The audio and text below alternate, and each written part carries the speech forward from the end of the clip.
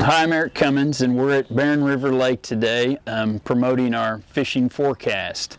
I've worked for the state for 25 years in the southwest part of Kentucky, and this fishing forecast will give you a lot of information that we maybe know historically about the lake or recent population numbers that'll help you in pursuing the fish that you're looking to get after, whether that's hybrid striped bass here at Barren River Lake, crappie. Again, this is a valuable resource to tell you what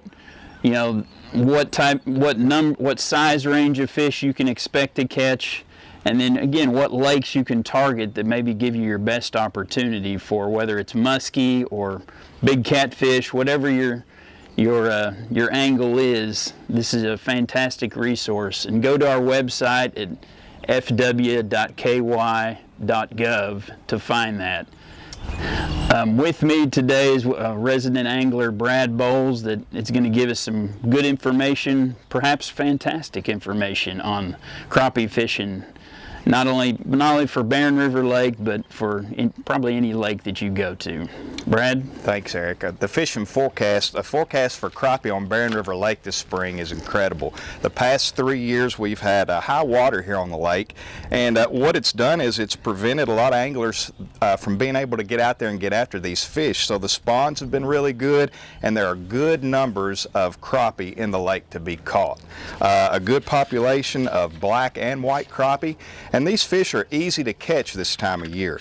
They're going to be in the predictable locations in the lake, back in the creeks as they migrate back there to spawn. And when they spawn, they're going to be shallow. And shallow fish are easy to catch.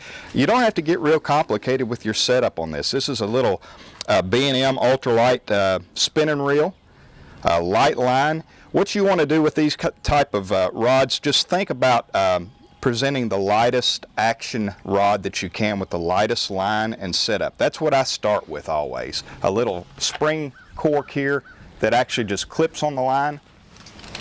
And then you can control your depth by just sliding this up and down the line.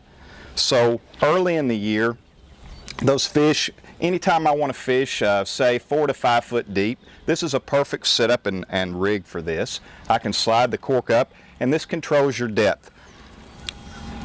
A small jig, this is a 48th ounce, 32nd ounce or 16th will work as well, but again, you want a small setup, and what this does is this creates a very slow, natural presentation to the fish. You're trying to get them to think that this is live prey that they're going to feed on. So what you would do, any of these type of shad imitating baits or small minnow imitating baits work very well. There's a number of them on the market that are available. I prefer the Bobby Garland brand baits. This is called a baby shad. Now you can see as I hold this bait that even just holding it still, look how that tail moves. And this is what will entice those fish to bite. So putting it on the jig head is very simple. You want to start at the head of the bait and just thread it down onto the jig head and work it up here. It's got a little keeper on it, and that actually holds the plastic on there for you. Now I tie this with a loop knot, and there's videos on YouTube and such that you can access that'll show you how to tie a loop knot. Some people prefer a Palomar knot, but a loop knot allows that bait to hang just perfectly horizontal in the water. So as that bait is in the water, this is how it's going to be swimming, which is a natural presentation of what a bait fish would represent in the water, would be swimming in the water. Again, you're trying to make this fish believe that this is actually a live bait presentation. So these type of baits can be worked real slow. Any kind of stick up or lay down is where these fish will tend to congregate at. And you can cast this and work this along just a real slow cadence. Once you cast it out there along the rocks or a stick up or a lay down, just work that real slow back and a slow wind and retrieve. And a combination of the cork moving in the water and the light action of the rod gives this bait just the action that it needs for the fish to bite. A number of different baits are good this time of year. As the water begins to warm, I will switch over to a curly tail bait. This bait offers just a little bit more action. This is called a hyper grub. A lot of fish have also been caught through the years on just a simple beetle spin. So this is kind of a bait that you would cast out and reel slowly back to you. So these fish tend to be aggressive this time of year, and they bite. They're willing biters, so any kind of jig that's presented to them right, and they'll bite. You can't go wrong with a live bait rig also. Been a lot of crappie caught through the years on this. This is simply just a thill slip cork with a light wire hook. And on this, if I'm going to fish deeper than 4 or 5 foot, I'm going to use a slip cork. There's also, again, plenty of videos online that'll show you how to set one of these up, but basically you use a stop of some type that you slide up and down the line, and this is a means to control your depth. So if those fish are deeper, the slip cork, I'll move this up, and as it goes into the water, that'll go all the way up here. So now you see I'm fishing deeper. So it's a better way to access those fish if you think they're a little bit deeper. And then you can hook a small minnow on this, and it's a good rig for catching plenty of crappie.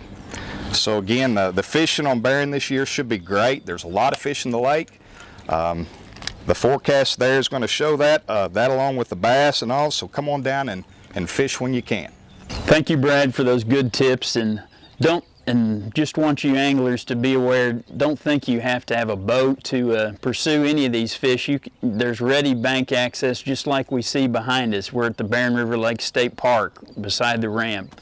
Great opportunities there. Go to our website and look for and do a search, or look in that fisheries tab for where to find fish, or where to fish at your local lake. And download the maps that are associated with those. There's bank fishing access at bridge crossings, at any boat ramp, and there's even places on WMAs that are associated with a lot of those lakes. Great place to look at, again, at our website at fw.ky.gov. Well, that's all we've got for you, and how are we supposed to end this? Remember, Brad? Eric, every fishing season starts at fw.ky.gov. Good job, Brad.